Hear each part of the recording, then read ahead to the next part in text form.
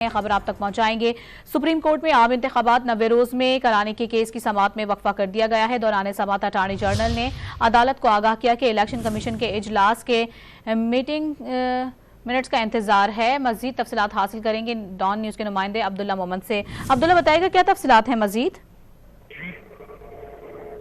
जी, 90 दिन में इंतखाबात के समाअत जो है अब से कुछ देर कबल जस्टिस काजी फाइज ईसा की सरबराही में शुरू हुई, जिसकी सरबराही जो है अपनी बेंच कर रहा है। तहरीक इंसाफ के वकील बैरिस्टर अली जफर और अटॉर्नी जनरल रोस्टम पर आ गए।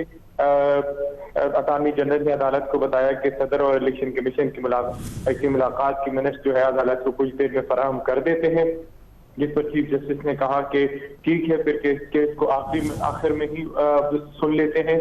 चीफ जस्टिस काजी फाइज ईसा ने कहा कि पहले हम रूटीन के मुकदमात सुनते हैं, बाद में इंतखाबात के सुनेंगे। जब तक इलेक्शन कमीशन के मीटिंग मिनट्स नहीं आती तब तक हम समाअत को कुछ देर के लिए वो मुलतवी कर देते। तो अब ये समाअत जो है वो मुलतवी की गई है और इस केस की समाअत जो है कुछ ही देर में दोबारा शुरू होगी। जी, कुछ ही देर में समाअत का दोबारा से आगाज कर दिया जाएगा। अब्दुल्ला मोहम्मद अपडेट कर रहे थे, बहुत शुक्रिया आपका।